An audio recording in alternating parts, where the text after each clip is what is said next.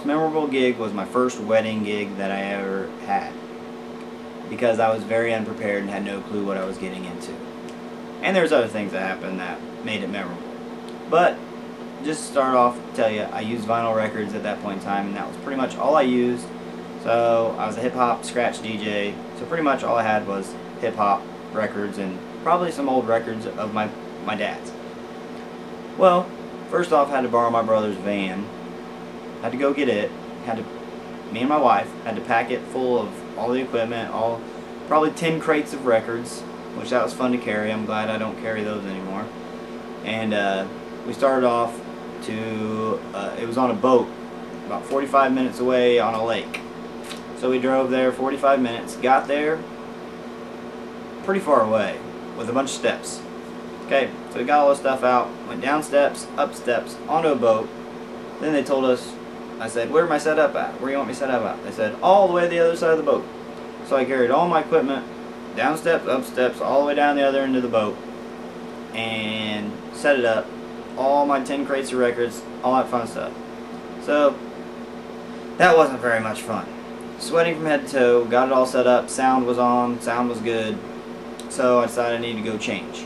So when I go to change, I find out I have a dress shirt and dress pants, but I forgot my tie and forgot my dress shoes. So I'm wearing a dress shirt, no tie, slacks, and then white sneakers.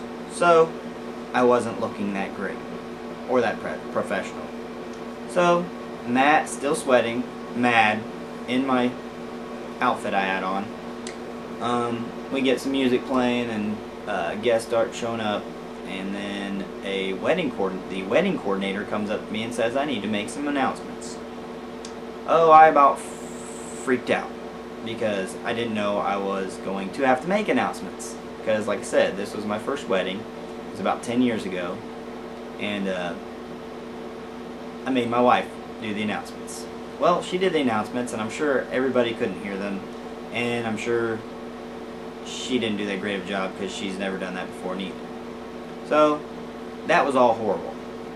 And then we got through the cake cutting and all the traditional stuff, and we get open dancing. We got people dancing, everything seems to be going good, and then they decide they're going to drive the boat across past the bride's parents' lake house, and they're going to shoot off fireworks. So everybody's going up to the top of the boat to watch fireworks. Well, I stayed downstairs because I was just still playing music. Well, the bride comes down and says, hey, you need to go upstairs. And I said, no, I'm going to stay down here. She goes, maybe you can see the fireworks from down here. So me and her head over to the window to see if we could see out there to see the fireworks. Well, she wasn't paying much attention. She leaned over into a candle that was in the window. Her hair catching on fire. Good thing I was there, because I said, hey, your hair's on fire, and clapped like that on her hair and put her hair out real quick.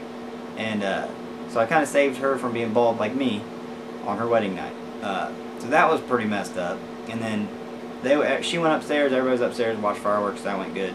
Then everybody came back downstairs, played some music, everybody was dancing, having a good time. And I guess her little brother was having too much of a good time with somebody else's wife on the dance floor, because a fight broke out on the dance floor, and then there was chaos from that. And then they got outside, and then I finished up the gig, packed up my van, and then I had to chase around the bride's mother to try to get paid. And I asked her, I think 3 times, said, hey, I need to get that check, hey, I need to get that check. Finally she stopped and looked at me and told me, she goes, I gotta go take care of the kid that was getting in trouble with having too much fun with somebody else's wife on the dance floor, which was her son, and she left. So I sit there waiting for her to come back. We waited for about an hour until she finally came back and paid me with a check. So that was my most memorable gig.